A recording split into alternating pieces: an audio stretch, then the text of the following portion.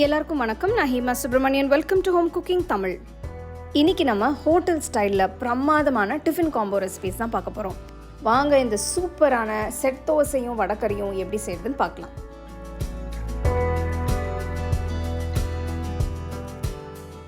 வடகரினாலே அது special taste தாங்க. நம்ம எல்லாருக்குமே பிடிச்ச ஒரு சைட் டிஷ். வடகரியிலே நிறைய வேரியேஷன்ஸ் இருக்குது. யூஸ்வலாக செய்கிறது வடையை பொரித்து எடுத்து அப்புறமா அது கறி மாதிரி செய்வாங்க. இன்றைக்கி அதெல்லாம் நம்ம பொரிக்காமல் டிஃப்ரெண்ட்டாக நம்ம செய்ய போகிறோம். இன்றைக்கி நான் உங்களுக்கு சென்னை ஸ்டைல் வடகரி தான் செஞ்சு காட்ட போகிறேன். டேஸ்ட்டு ஃபென்டாஸ்டிக்காக இருக்கும், அற்புதமாக இருக்கும். இது நீங்கள் சப்பாத்தி, தோசை, இடியாப்பம், ஆப்பம், இட்லி எல்லாத்துக்குமே நீங்கள் தொட்டு சாப்பிட்லாம். ஸோ வாங்க இப்போ நம்ம இந்த வடகரி எப்படி செய்கிறதுன்னு பார்ப்போம். வடகரிக்கு ஃபஸ்ட்டு நம்ம பருப்பு ஊற வச்சுக்கணும். இந்த ரெசிபிக்கு நான் 200 கிராம் கடலைப்பருப்பு எடுத்திருக்கேன். இதை நல்ல ஒரு வாட்டி சுத்தமாக கழுவிட்டு நம்ம இப்போ அதில் மற்ற இன்க்ரீடியன்ஸ்லாம் ஆட் பண்ணிக்கலாம். இப்போ 3 காஞ்ச மிளகா, 1 டீஸ்பூன் சோம்பு போட்டு தேவையான அளவு தண்ணியை ஊற்றி இதை நம்ம ஒரு 2 மணி நேரம் நல்லா ஊற வச்சுக்கலாம். இப்போ பருப்பு 2 மணி நேரம் நல்லா ஊறிடுச்சு. இப்போ தண்ணியெல்லாம் எடுத்துட்டு பருப்பை கொஞ்சம் கொரகொரப்பாக நம்ம அரைச்சிக்கணும். இப்போ நம்ம பருப்பை மிக்சர் ஜாருக்கு மாற்றிக்கலாம்.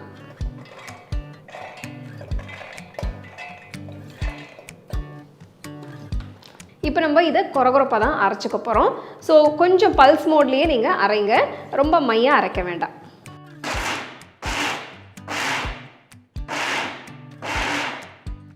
ஸோ இந்த மாதிரி உங்களுக்கு திறந்து லைட்டாக மிக்ஸ் பண்ணிங்கன்னா ஈஸியாக இருக்கும்.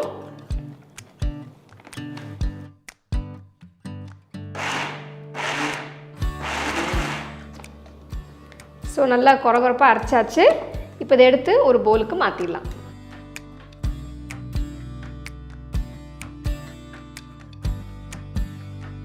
நான் முன்னாடியே சொன்ன மாதிரி இந்த ரெசிபியில் நம்ம வடையை டீப் ஃப்ரை செய்ய போகிறதில்ல. ஸோ இப்போ நம்ம என்ன பண்ண போகிறோம்னா, நல்ல ஒரு ஒயிட் கடாய் எடுத்துக்கோங்க. எடுத்துகிட்டு கடாய் இல்லைன்னா பேன் எடுத்துகிட்டு இதில் ஒரு 2லேருந்து 3 டீஸ்பூன் எண்ணெய் ஊற்றிக்கோங்க. ஸோ இப்போ நான் இந்த அரைச்சி வச்ச இந்த வடை மிக்சரை இதில் மாற்ற போகிறேன். நம்ம இந்த பேன்லேயே இந்த மிக்சரை நல்லா குக் பண்ணிடலாம்.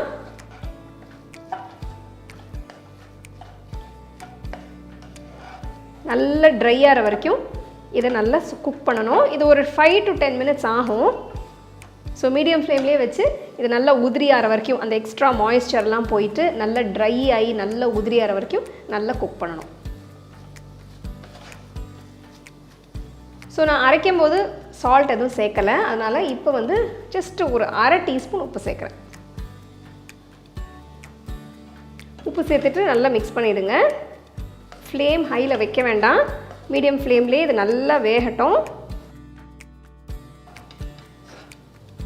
போடும்போது எப்படி இருந்தது பாருங்கள், இப்போ எப்படி நல்லா ட்ரை ஆகிட்டே வருது பார்த்தீங்களா?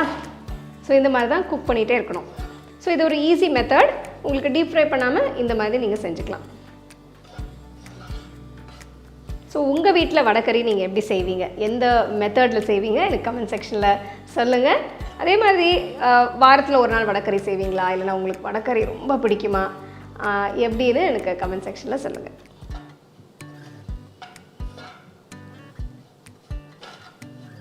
ஸோ பாருங்கள் எப்படி உதிரி உதிரியாக வந்துட்டுருக்குன்னு, நல்லா வாசனை வருது, சூப்பராக கமகமன்னு. ஸோ யூஸ்வலாக வடகரி செய்கிறது ஒரு ப்ராசஸ்ன்னு நினைப்போம், அரைச்சி வடை பண்ணி கறி பண்ணி. பட் இந்த மெத்தட் நீங்கள் ஃபாலோ பண்ணிங்கன்னா ரொம்ப சிம்பிளாக ஈஸியாக செஞ்சிடலாம்.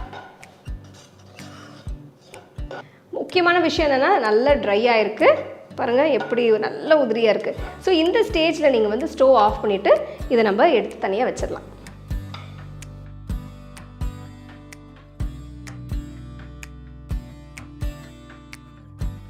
ஸோ இப்போ நம்ம வடகரி செய்ய ஆரம்பிச்சிடலாம். இதுக்கு நல்ல வைடாக ஒரு கடாய் எடுத்துக்கோங்க. இதில் நான் ஒரு 3 டேபிள் ஸ்பூன் எண்ணெய் ஊற்றுறேன். அடுத்து இதில் நம்ம இந்த ஹோல் ஸ்பைசஸ் எல்லாம் போட போகிறோம். இதில் நான் பிரியாணி இலை 2, கொஞ்சம் கிராம்பு, பட்டை, ஏலக்காய் 2, சோம்பு 1 ஸ்பூன், அன்னாசி பூ 1, அதெல்லாமே இப்போ நான் இதில் போட போகிறேன். ஸோ இதை போட்டுட்டு லைட்டாக ஜஸ்ட்டு கொஞ்சம் சூடாகட்டும். இப்போ இதில் நம்ம 2 மீடியம் சைஸ் வெங்காயம் நறுக்கி சேர்த்துக்கலாம்.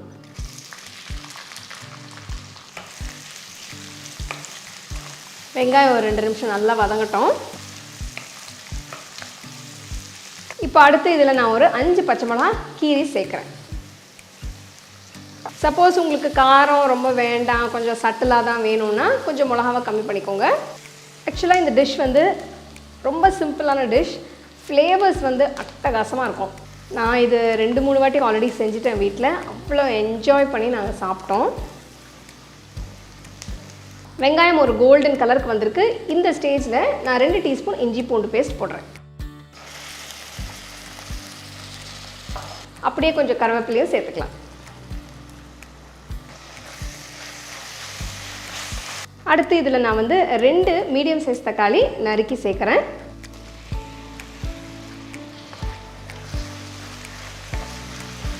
ஸோ தக்காளி நல்லா வதங்கணும்.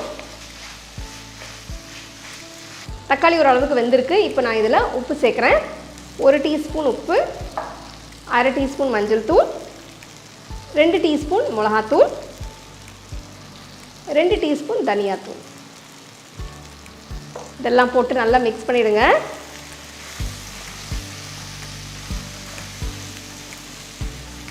போட்ட உடனே பாருங்கள் செம்மையாக இருக்குது கலர். இப்போ நம்ம இதில் கொஞ்சம் தண்ணி சேர்த்துக்கலாம். ஃபஸ்ட்டு நான் கொஞ்சமாக தண்ணி சேர்க்குறேன். தக்காளி நல்லா வதங்கி நல்லா சாஃப்ட் ஆகணும், மஷியாக. ஸோ அடியில் மசாலா ஏதாவது ஒட்டியிருந்ததுன்னா இப்படி தண்ணி சேர்த்தோன்னா நல்லா ரிலீஸ் ஆகிடும். ஸோ பாருங்கள் நம்மளோட மசாலா நல்லா மிக்ஸ் ஆகிடுச்சு. இப்போ நான் இதில் இன்னொரு 2 கப் தண்ணி சேர்க்க போகிறேன்.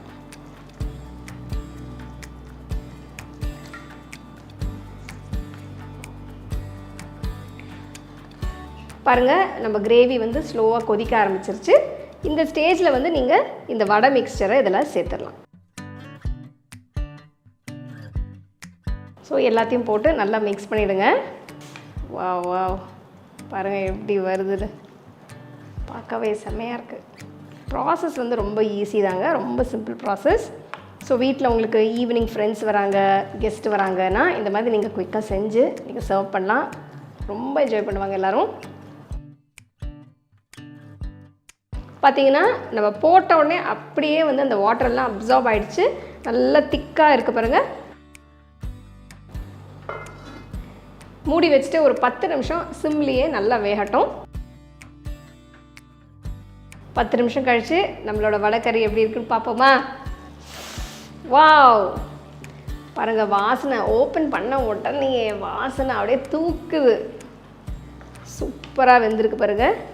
நம்மளோட பருப்புலாம் கடலைப்பருப்பு பார்க்குறதுக்கே அவ்வளோ அருமையாக இருக்குது. சப்போஸ் உங்களுக்கு ரொம்ப திக்காக இருக்குதுன்னு நினச்சிங்கன்னா நீங்கள் கொஞ்சம் தண்ணி சேர்த்து டைல்யூட் பண்ணிக்கலாம். இப்போ கடைசியில் நான் கொஞ்சம் நறுக்கின கொத்தமல்லி சேர்க்குறேன். நல்லா தாராளமாக சேர்த்துக்கோங்க, நல்லா டேஸ்ட்டாக இருக்கும். சேர்த்துட்டு ஒரு வாட்டி நல்லா மிக்ஸ் பண்ணிடலாம்.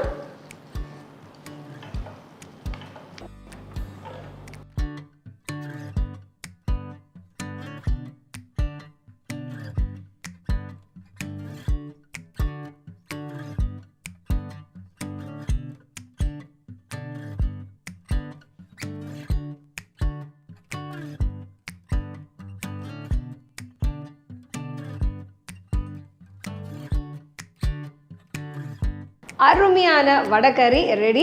ஸோ இப்போ நான் டேஸ்ட் பண்ணிட்டு எப்படி இருக்குன்னு உங்களுக்கு சொல்கிறேன்.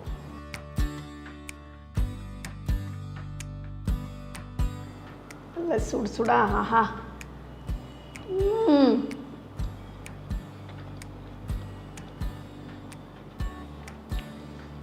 சூப்பரோ சூப்பர், பிரமாதம், சான்ஸே இல்லை. நீங்கள் அதை கண்டிப்பாக வீட்டில் ட்ரை பண்ணணும். அண்ட் எப்படி நான் என்ஜாய் பண்ணி சாப்பிட்றேனோ அந்த மாதிரி நீங்களும் என்ஜாய் பண்ணணும். பொதுவாக இந்த மாதிரி வடைக்கறி வந்து ரோட்டு கடையில் நிறைய கிடைக்கும். ஸோ ஒரு டிஃப்ரெண்ட்டான வடைக்கறி நல்ல ஃப்ளேவர்ஸோட இந்த மாதிரி டிஃப்ரெண்ட்டாக சாப்பிடணும்னு நினச்சிங்கன்னா கண்டிப்பாக இதை நீங்கள் ட்ரை பண்ணணும். ட்ரை பண்ணி எப்படி இருந்தது எனக்கு கமெண்ட் செக்ஷனில் சொல்லுங்கள்.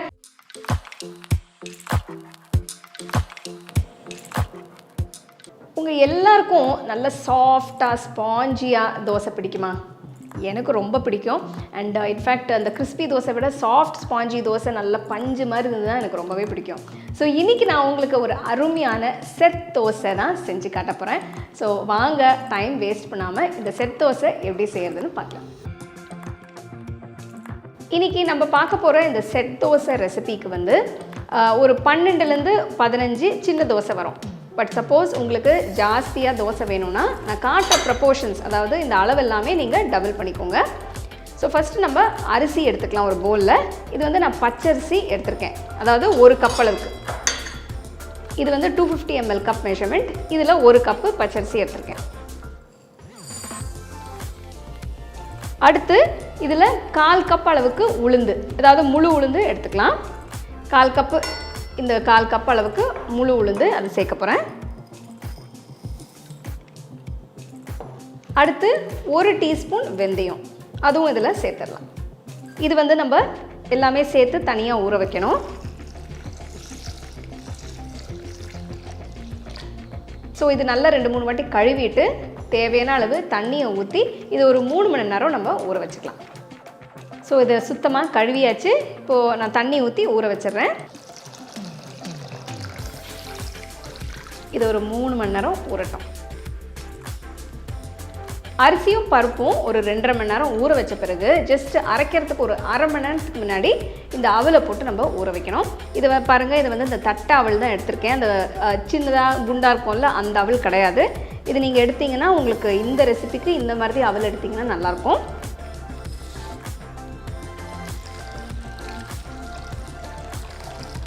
ஒரு வாட்டி கழுவிட்டு தேவையான அளவு தண்ணியை ஊற்றி ஊற வச்சுருங்க. நான் அதான் சொன்ன மாதிரி 1/2 கப் அளவுக்கு, அது 125 ml கப் மெஷர்மெண்ட், 1/2 கப் அளவுக்கு அவல் எடுத்திருக்கேன். நான் அவலை வாஷ் பண்ணிட்டேன். இப்போ தேவையான அளவு தண்ணியை ஊற்றி இது ஒரு 1/2 மணி நேரம் நான் ஊற வைக்க போகிறேன்.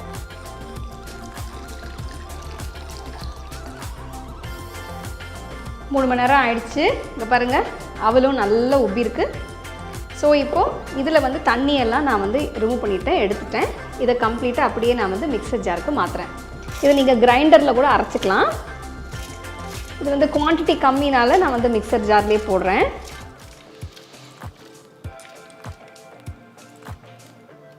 ஸோ எல்லாத்தையும் நம்ம ஒரே ஜாரில் போட்டு அரைச்சிக்கலாம். இப்போ அவலில் தண்ணி இருக்குது கொஞ்சம். ஸோ எல்லா தண்ணியும் நான் இப்போ போடலை. ஃபஸ்ட்டு நான் அவலை சேர்த்துட்டு அதுக்கப்புறம் கொஞ்சமாக இந்த தண்ணியை நான் வந்து ஊற்ற போகிறேன். தண்ணி கொஞ்சம் தான் இருக்குது. ஸோ நான் ஃபுல்லாக ஊற்றிடுறேன். மூடி வச்சுட்டு நம்ம இப்போ மாவை நல்லா மையாக அரைச்சிக்கணும்.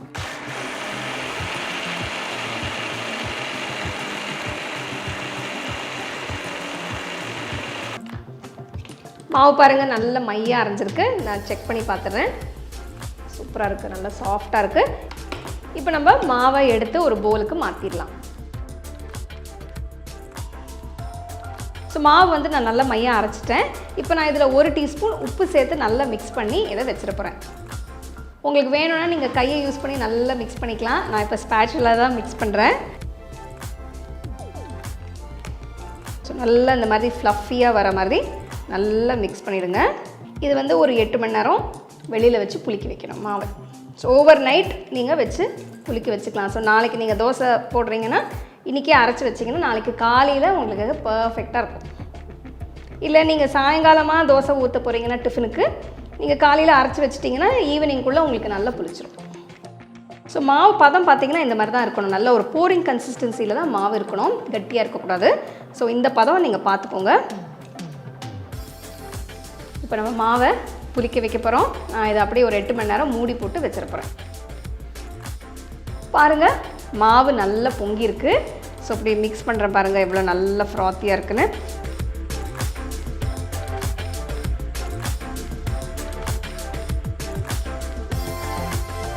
இப்போ இதில் வந்து நான் வந்து 1/2 டீஸ்பூன் மஞ்சத்தூள், 1/2 டீஸ்பூன் உப்பு சேர்க்க போகிறேன். ஸோ மஞ்சத்தூள் வந்து உங்களுக்கு ஒரு ஆப்ஷன் தான். தோசை நல்லா ஒரு மஞ்சள் கலரில் வரும். இது யூஸ்வலாக இந்த மாதிரி தோசை, அதாவது செட் தோசை வந்து இந்த மாதிரி மஞ்சள் கலரில் ரெஸ்டாரண்ட்ஸில் ஹோட்டல்ஸ்லலாம் தருவாங்க. எல்லா இடத்துலையும் இது கிடைக்காது, சில இடத்துல தான் தருவாங்க. ரீசெண்டாக வந்து நான் போன ஒரு ரெஸ்டாரண்ட்டில் இந்த மாதிரி செஞ்சு கொடுத்துருந்தாங்க, ரொம்ப நல்லா இருந்தது. ஸோ அங்கேருந்து வந்த ஐடியா தான் இது, உங்களுக்கு செஞ்சு காட்டலான்னு நினச்சேன். ஸோ இது நல்லா மிக்ஸ் பண்ணிவிட்டு வச்சுருங்க. ஸோ மஞ்சத்தூள் வந்து ஃபுல்லாக கரையிறதுக்கு கொஞ்சம் டைம் ஆகும். நம்மளோட செட் தோசைக்கு மாவு ரெடி ஆகிடுச்சு. இப்போ நம்ம தோசை போட ஆரம்பிச்சிடலாம். தோசைக்கல் வச்சாச்சு. தோசைக்கல் நல்லா சூடாக இருக்குது. இப்போ நம்ம தோசை போட ஆரம்பிச்சிடலாம். ஸோ இந்த மஞ்சள் கலர் உங்களுக்கு வேண்டான்னா நீங்கள் இது இல்லாமையே நீங்கள் இந்த செட் தோசை செஞ்சுக்கலாம்.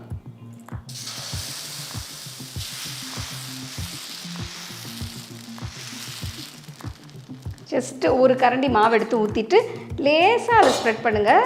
ரொம்ப அப்படியே மெலிசாக ஆக்க வேண்டாம். ஏன்னா அது வந்து செட் தோசை நல்லா சாஃப்டாக ஸ்பாஞ்சியாக இருக்கணும். நான் வந்து எப்போவுமே தோசைக்கு நெய் தான் போட்டு சாப்பிடுவேன். அதனால் இன்றைக்கும் நான் நெய் தான் எடுத்திருக்கேன். நீங்கள் உங்களுக்கு பிடிக்கும்னா நீங்கள் நல்லெண்ணெய், இந்த நீங்கள் வீட்டில் ரெகுலராக யூஸ் பண்ணுற எண்ணெய் கூட யூஸ் பண்ணிக்கலாம். தோசை சுற்றி போட்டால் போகிறோம். ஜஸ்ட்டு அப்படி பாருங்கள், போட்ட உடனே நல்லா பபிள்ஸ் வருது பாருங்கள். இந்த மாதிரி இது ஒரு 30 to 40 செகண்ட்ஸ் மூடி போட்டு வச்சிடலாம். உங்களுக்கு சாஃப்டான ஸ்பாஞ்சியான தோசை இந்த மாதிரி பிடிக்குமா, இல்லைன்னா நல்லா கிறிஸ்பியாக முறுமுறுன்னு பிடிக்குமா? சப்போஸ் உங்களுக்கு கிறிஸ்பி தோசை பிடிக்கும்னா சில லிங்க்ஸ் நான் டிஸ்கிரிப்ஷனில் தரேன். அதை நீங்கள் பார்த்து ட்ரை பண்ணலாம். பாருங்கள், நல்லா வெந்திருக்கு பாருங்கள். மெதுவாக திருப்பி போட்டுக்கலாம் தோசையை. ஸோ திருப்பி போட்டு ஒரு 20 செகண்ட்ஸில் எடுத்துடலாம். ஃப்ளேமை கொஞ்சம் லோ பண்ணிக்கோங்க. தோசை பார்க்குறதுக்கு தான் சைஸ் சின்னது, பட் இது 2 தோசை சாப்பிட்டாலே ரொம்ப ஃபில்லிங்காக இருக்கும். ஸோ ஒரு 20 செகண்ட்ஸ் கழித்து மெதுவாக எடுத்துருங்க. வாவ், பாருங்கள், நம்மளோட செட் தோசை சூப்பராக ரெடி ஆகிடுச்சு. நான் இன்னும் ஒரு 3-4 தோசை போட்டுட்டு அதுக்கப்புறமா நம்ம டேஸ்ட் பண்ணலாம்.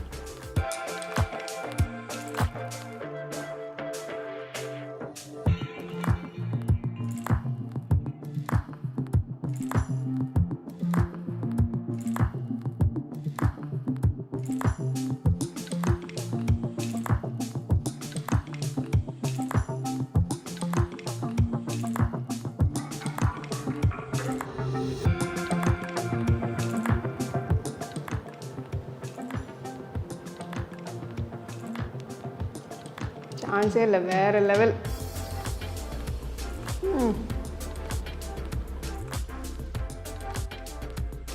நல்ல சாஃப்டாக பஞ்சு மருதி இருக்கிற அந்த செட் தோசையோட இந்த சென்னை வடகறி காம்பினேஷன் பிரமாதம்.